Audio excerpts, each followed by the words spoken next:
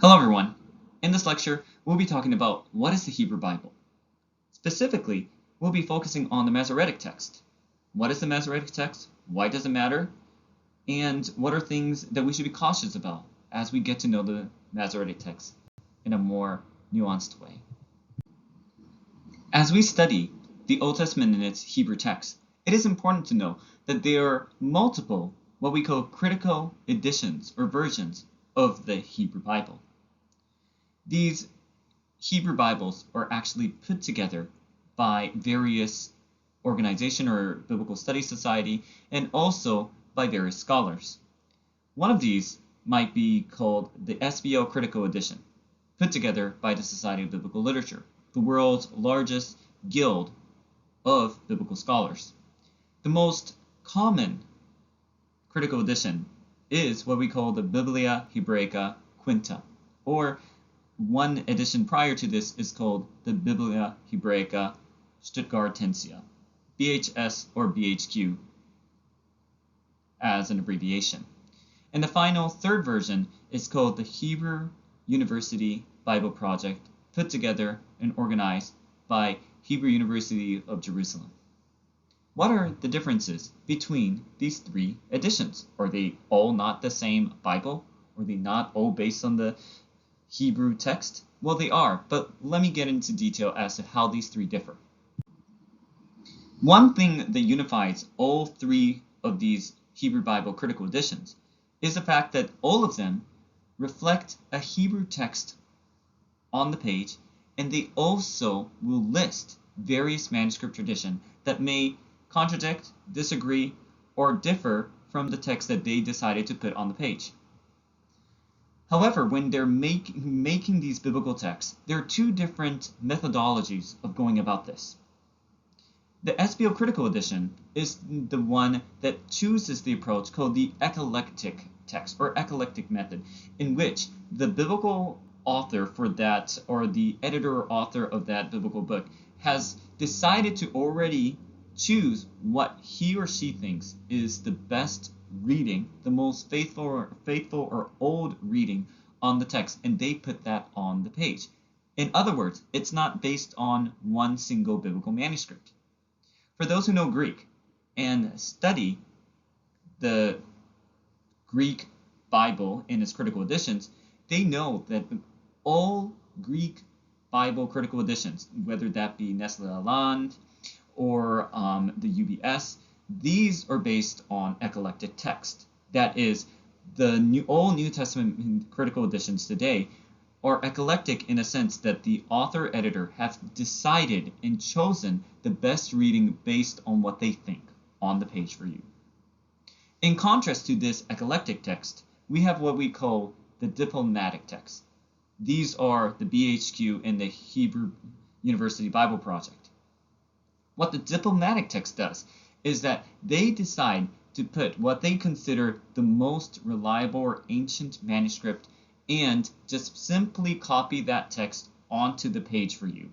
And then, if other manuscripts disagree from this one single text, they list on the bottom all the various ways that other manuscripts have a word missing or different, or how other texts would disagree with that single manuscript that they decided to put on the page.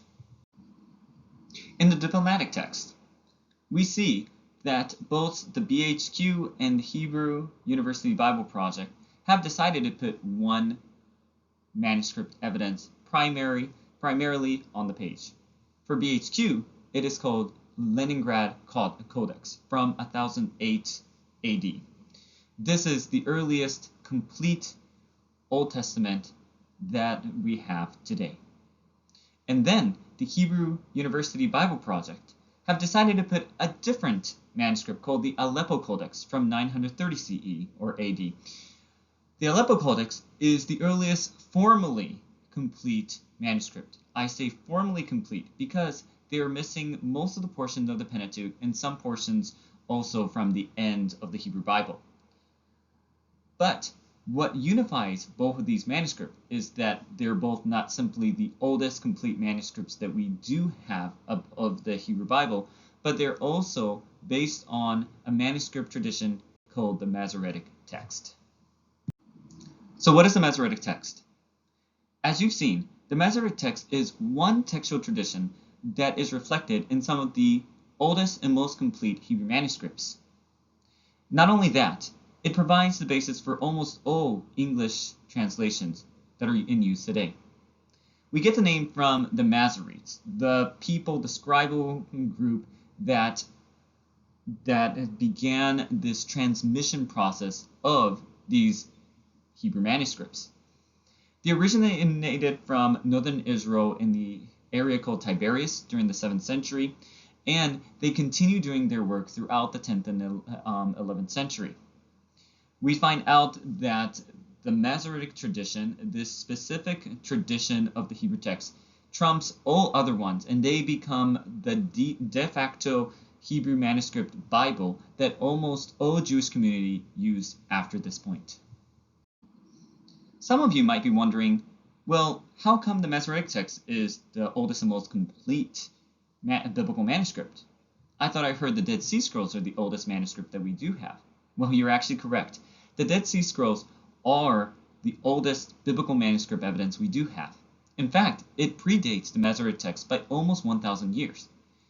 But the Dead Sea Scrolls actually are incomplete in many ways. They might have every single Old Testament book, but a large portion of them are damaged or lost, and they don't come from one single time or one single manuscript. In fact, we have tiny manuscripts or different rolls or scrolls from various books, and it's not one entire thing.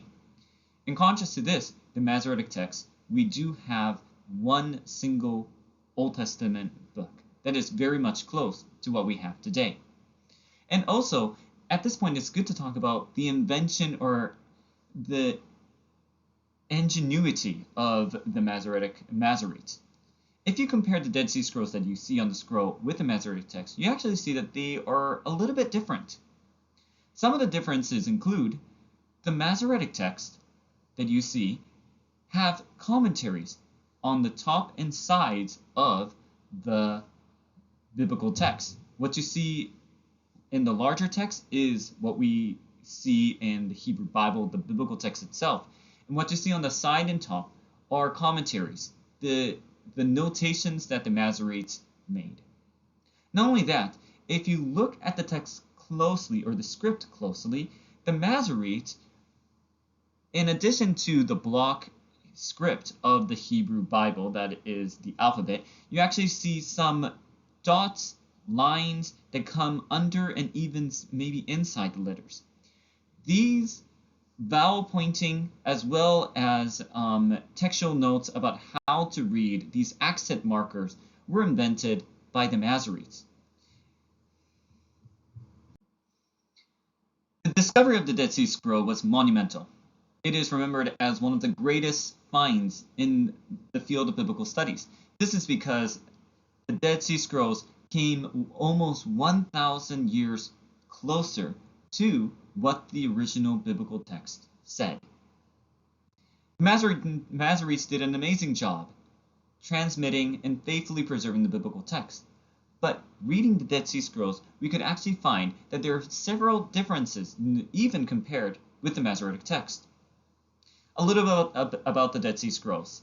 The Dead Sea Scrolls are not actually only biblical manuscripts. You actually find letters, maybe community rules, or other texts, or maybe commentaries by the Jewish people that were found from the Dead Sea.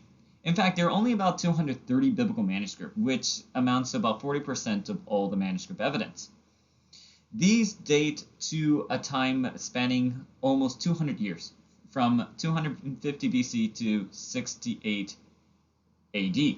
So this is a long period of time, and throughout these couple centuries, we find out that the Dead Sea community have produced biblical manuscripts for every book of the Old Testament. Some we have very little of, maybe even just a fragment, but there is every Old Testament book represented.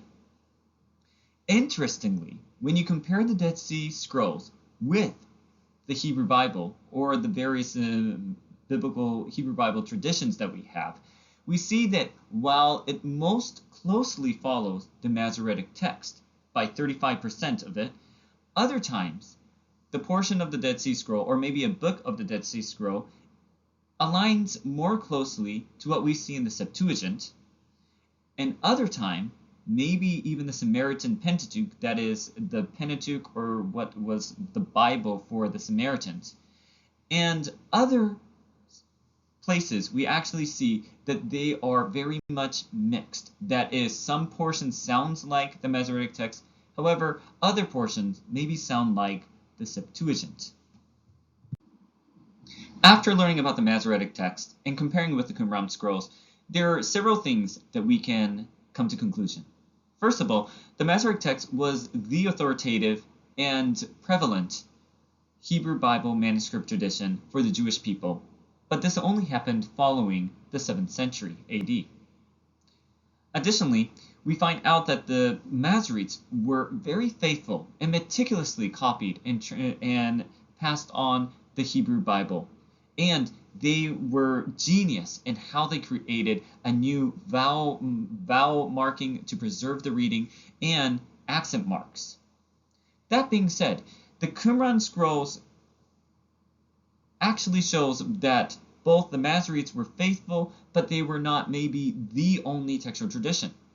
We find out that, yes, the Qumran scrolls, out of all the textual tradition, supports the Masoretic text the closest. That being said, it doesn't seem that the Masoretic text itself has this magical or miraculous status, because comparing the Masoretic text with the Qumran scrolls and other textual variants shows that there are at times places the Masoretic text or the Masoretes maybe have omitted something, modified something, or reflects a textual tradition that might be later and maybe not completely aligned with what we might call the original manuscript. So, in future lectures, we'll be learning how we, as faithful students of the Bible, can compare the various manuscript evidence and decide what might have been the original or the most faithful or closest reading to the original manuscripts.